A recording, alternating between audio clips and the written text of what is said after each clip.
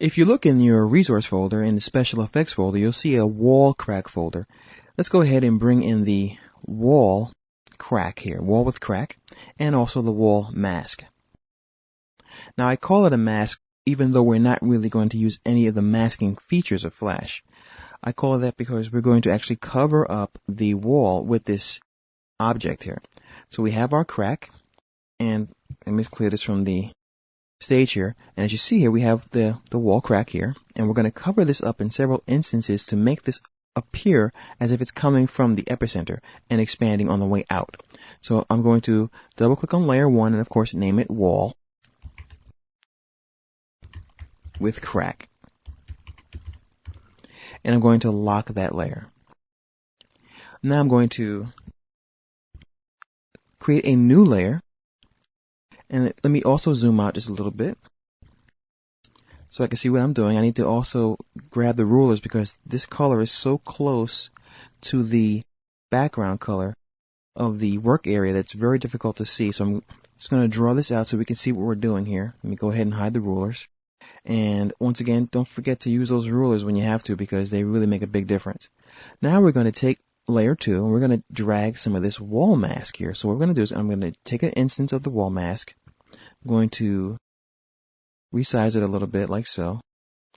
I'm going to place it right about here. And what we're going to do is we're going to animate this wall crack opening. So we're going to have one here. Let's go ahead and expand this out by like, let's say 30 frames.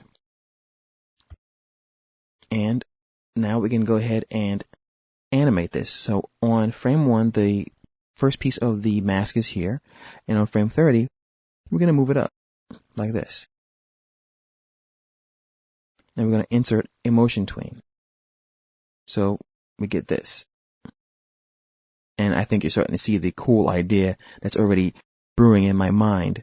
So we're going to take this and we'll create a new layer. We're going to do the same thing.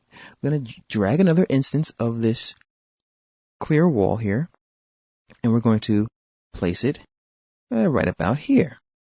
And we're going to do the same thing. We're going to insert a new keyframe at the end of this duration, click in the middle, and before I do that, let me go ahead and move this out the way, holding the shift key down, and make sure that it's where it's supposed to be on frame 1. Go to frame 30, and once again, we're going to click in the middle, and we're going to add our motion tween. So let's go ahead and see what we have so far. Let me deselect that. Okay, so far so good, so far so sneaky. A lot of these tricks you come up with on your own. I mean, I didn't find this in any manual. I literally made it up one day. So, you know, there may be other ways of doing this. You just have to just think about it and play around. So we'll drag this guy out, and we're going to do the same little stunt. We're going to go to our last frame here, and we're going to move it over. And we're going to make sure that it's at this area here when it's on frame 1. And we're going to once again insert our favorite thing in the world, the motion tween. And let's go ahead and add one more layer and bring our last piece of this wall. Let me always lock these other ones so I don't mess it up. And we'll drag this guy right about here. And we'll resize this one as well. And we're going to go to our last frame. F6 for the keyframe. Move it down. And, you know, it's really funny when you see these kind of tutorials because you realize, you know, a lot of this is not really rocket science. It's just thinking it through. It's just puzzle solving. You're like, what can I do to get this thing to occur? And you just think of stuff. So when we play this back, we get this great effect of a wall cracking. To vary the effect, you may wish to have one piece of the wall moving a little later than the other. So we might want to have this piece maybe not moving as quickly as the others, and so on. So we're going to go ahead and vary some of this a little bit. We're going to just move this a little bit so when we play it back, we get more of a random effect.